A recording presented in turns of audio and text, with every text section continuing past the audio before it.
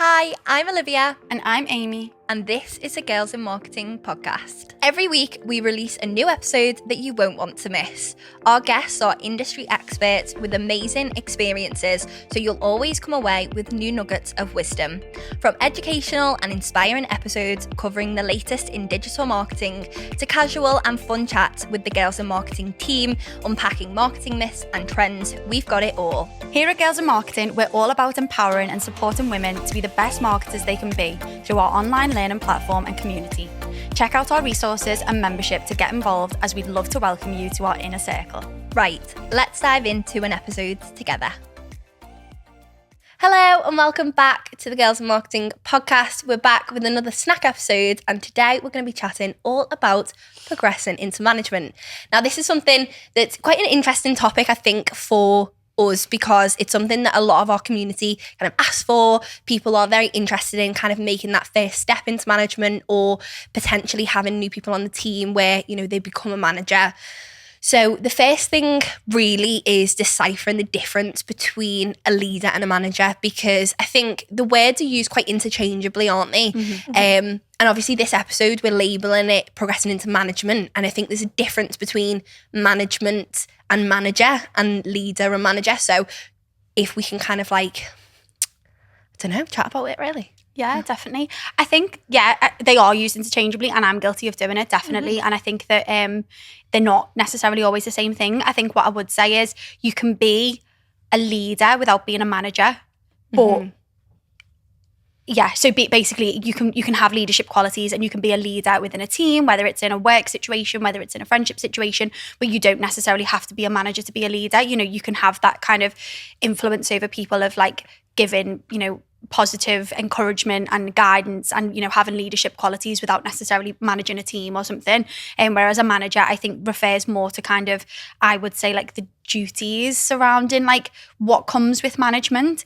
I don't necessarily think all managers have good leadership qualities. I think it is something that often leadership comes naturally to people. I think it's something that you definitely can work on. But I think a manager's more kind of just like, you know, I think definitely the two can be used interchangeably when there are kind of nuances to the meanings of both of them. And I almost kind of feel like that idea of being a manager, people just think, oh, you know, I need to know kind of everything that I'm doing and straight away kind of understand leadership and management. But as you said, Amy, it is something that whilst things do come naturally, you can also kind of learn as well. I almost feel like having those natural leadership qualities are something that help you maybe get promoted to manager quicker, because you know, higher or senior leadership stakeholders can kind of see those things coming through, and you know, you're taking initiatives. I think that's a big thing with leadership, is kind of not necessarily taking control, but kind of like taking control of like situations. I don't know if control is the right word, but just making sure like taking the lead with things really. You know, when maybe you're at university and you've got like a project, it's always about, okay, right, whose roles and responsibilities are each, you know, things, and what's everyone doing, and you know, what's our deadline and all that sort of thing. I feel like that was definitely me in university, because I felt like I hated anyone that was just like, yeah, I'll just do everything anyone says, but taking the lead with that without being too, I don't know, like micromanagey. No, definitely. I think, like you say, leadership qualities can be seen at any point of like any age, any point, because I literally remember, I don't know whether you guys have experiences like this, but I was having a conversation with someone this week about like being in nursery and like the whole like, bossy tendencies and the whole like just the whole bossy as a word, and obviously that's a whole different topic to unpack. But I think, like you say, like leadership can even be shown at that age in like nursery and stuff, and like just kind of leading people and like showing people how things are done, and like all working towards the same goal, which sounds a bit intense when you're in nursery, doesn't it? But like, do you know what I mean? Or working towards to fix the puzzle or something. But I definitely think it can be shown at any age, and it's kind of, some people are natural at it, some people have to work a bit more towards it, but I think it can definitely be worked on, and definitely a skill that can be learned or natural or whatever. Like it can become for anyone. I think it can be quite confusing when organisations call senior management teams, senior leadership teams. That's not to say that a senior leadership team isn't a senior leadership team, but I think leadership, like I say, it implies certain qualities that those people in those positions have. So I think to be a really successful leader, you need to kind of be empathetic. You need to be understanding of each of the individual people in your team's needs. You need to be able to kind of adapt your management/leadership styles to suit them. Whereas I think a lot of time in certain companies, it would maybe be more apt to name them a senior management team, because I just don't know whether necessarily they always all have those leadership skills.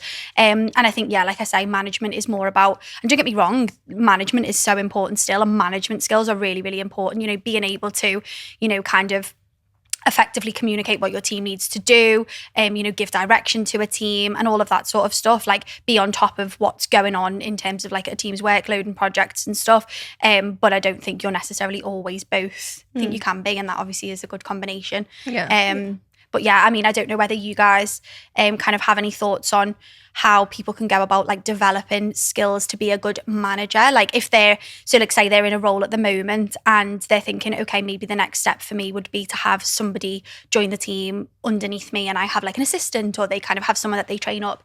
What sort of skills would you say you think are most important, either from personal experience being a manager or from managers that you've kind of had before? I think the first step to being a good manager is understanding yourself and having that understanding of, you know, who you are as not even just as a manager, but as a professional. And I think something that I did quite a while ago was the 16 personalities test, which is totally free. It's available online, and I definitely recommend that anyone does it. Understand the type of personality that you have, and understand not only how you work and what works best for you, but also kind of like how you react to different personality types as well. And I think that's really great to understand your team's personality types, and how sometimes, you know, certain personality types will have a bit of a clash, and, you know, what that is and how you kind of work that out. And it's that communication element, I think, was really important for me to understand, especially coming from the perspective of like growing our team. That isn't something that previously, I've never been a manager of this capacity before, so it was something that I had to learn. And I definitely say, like, understanding yourself, it seems quite deep, to be honest, but it's true. And I think, you know, that's something that you kind of learn as you go as well, and be open to change. That's another thing for me.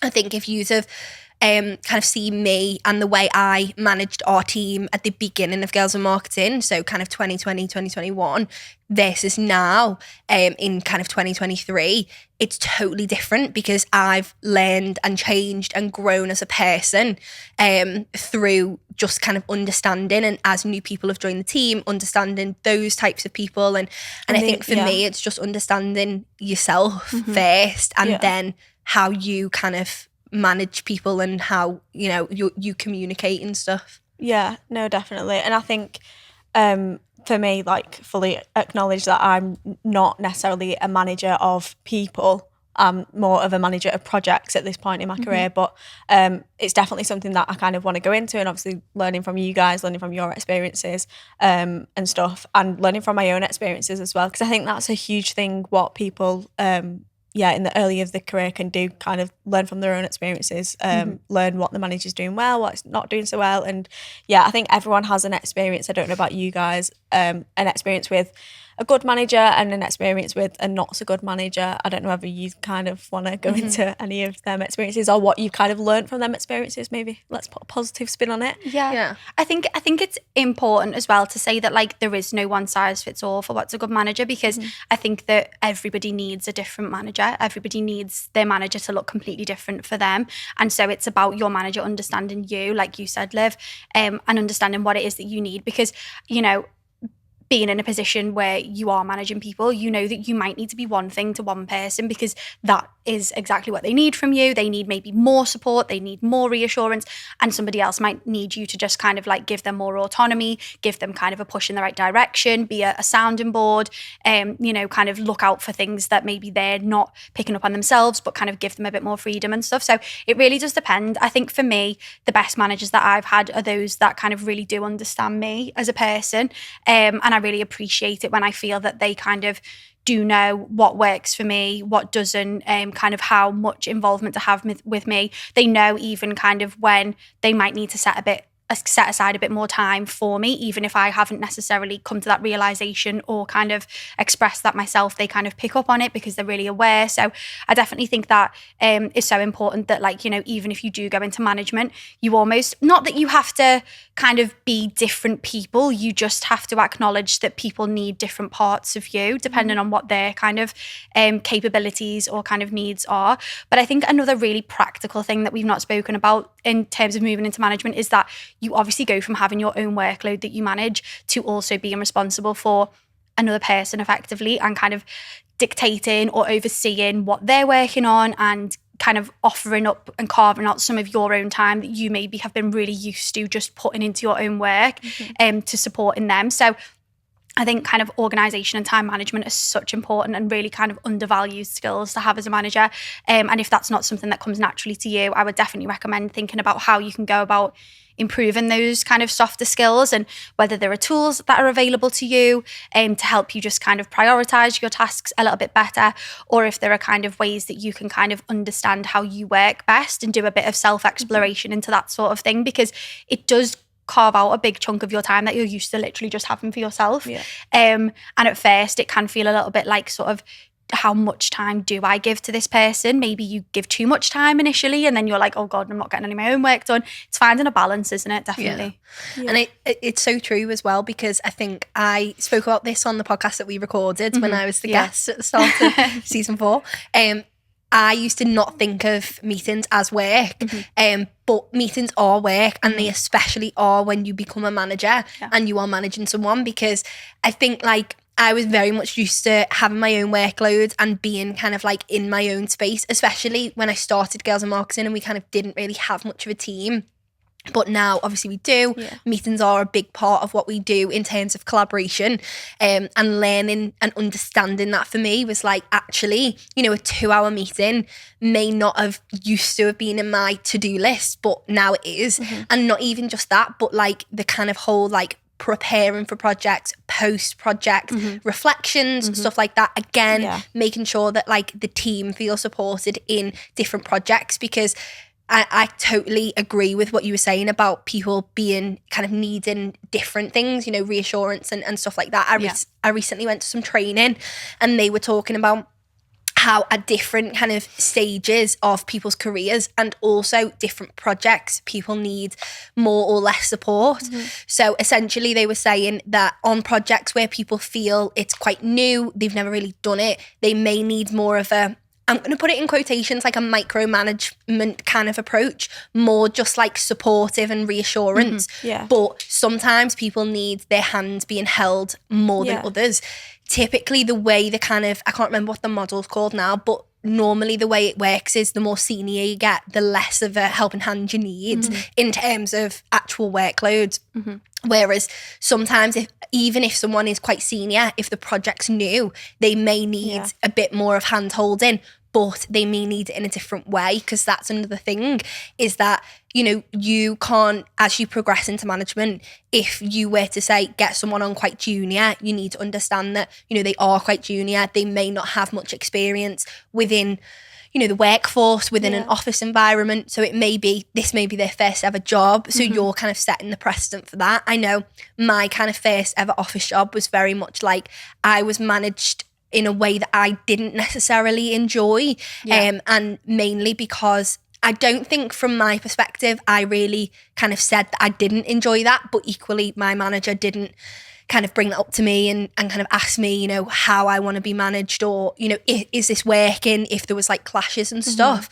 And the way projects were run as well wasn't really something that I kind of agreed with. So, and I think because everyone's different, it was very much like, okay, well, this is like my first job, I'm just going to kind of do it and get on with it. And I don't know if that was me, because typically I am quite an outspoken person, but I was quite nervous because I was like, I don't really want to say anything, or if it was the environment as well, because again, I think even if you're not in management or in leadership, if you're put in the right environment where you can thrive and you can, you know, give opinions and you can say different things, I think that's such a benefit.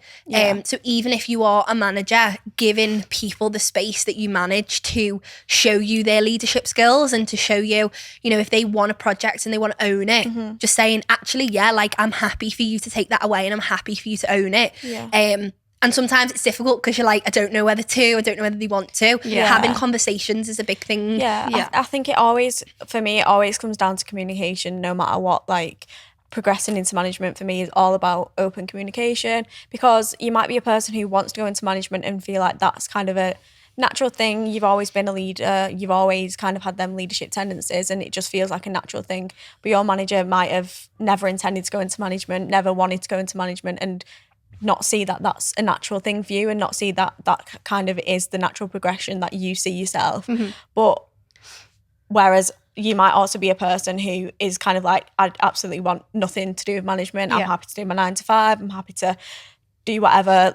I just don't want to lead people. I don't want to be a leader of projects, and that's totally fine. And I think it's just having that open communication, because again, it comes back to that thing of just cross wires between you and your manager. Your manager might be giving you more like leadership, more leader guidance with projects and stuff, and you might not necessarily want that. And it's again coming back to that communication thing of being like, I do want that or I don't want that, and kind of either way that being fine, I think. Because it is a hard thing. I definitely agree with that. And I think, I guess, just to kind of finish up, I would say that it's really important to remember as well that like going into management is not necessarily indicative of progressing and being successful in your career. You can have a really successful career without ever having to manage anyone. Obviously that depends on the industry and the organization that you work for, and you know, a lot of the time, unfortunately if you don't want to do it, but you know, sometimes it just kind of is a natural thing that you do have to take on. But you don't have to kind of see it as, okay, I want to progress, I want to get further in my career, therefore I've got to look for a management role. Because there are so many ways, particularly in marketing, that you can progress into more senior positions where, like Kira said earlier, you're maybe taking on management of more projects. You become more senior in terms of your responsibility of workload and projects, and being responsible for, maybe you oversee teams of people from a project perspective, but you're not their line manager. Like account management. Exactly, yeah. So there are so many ways that you can progress in your career without having to be a manager. And I think sometimes that's a common misconception, because like Kira said, some people want to be managers. They are natural leaders. It's something that they really want to do. Some people absolutely will stay as far away from it as they can. And definitely one piece of advice that I was told earlier in my career is that, you know, kind of get as far as you can without having to manage a lot of people, because you'll learn a lot about yourself and you'll get to do a lot of doing, and then you can then go on and manage and impart what you've learned to people. So depends on your preferences, but I don't think we should necessarily see like being a manager as like the be all and end all. You can get far without it. Definitely. I recently read a book that I would 100% recommend anyone to read if you're interested in, you know, going into management. It's called How Women Rise. It's specifically more tailored to managing women and kind of that sort of thing, and it's so interesting. It really goes, maybe it's a psychology degree in me, but it's so interesting because it really talks about like the psychology and how different, what you said before, Kira, it literally talks about how a lot of the time women don't talk about things, but they expect, for example, managers to know. It's like a given. It's like, oh, you know, I've been really trying. There's a case study within the book, and it talks about like this software engineer that is like what they call a connector, so someone who connects lots of different people with people, and she's looking for a promotion, and the kind of manager goes to her in a performance review, oh, you know, we're not going to do that right now because we feel like you don't know enough people, your network's not big enough. And she's like, in her head, she kind of goes away and thinks, well, but I am a connector, I connect people, you know, via email and blah, blah, blah. But because their manager didn't know that, then, you know, it was very much like, well, we don't know that, so we can't reward you for what we don't know. So I would definitely recommend people read that book to kind of understand yourself and understand potentially managing women in future, because I do think that there's a difference between managing women and managing men, which is a whole other kind of debate. But I would definitely recommend that, especially if that is something, you know, you are kind of going to do, because it's something that I'm literally nearing the end of the book now, and it's been a really, really interesting read for me. Thanks so much for joining us for another episode of the Girls in Marketing podcast. We love hearing from you, so if you enjoyed this episode, leave us a review to let us know your thoughts, and make sure you hit the subscribe or follow button to be the first to hear when our new episodes released. Don't forget, if you want to get involved with Girls in Marketing, check out our membership to join our incredible community of marketers. Think marketing resources, courses, webinars, and more. Find out more on our website or drop us a message on any of our social channels @Girls in Marketing.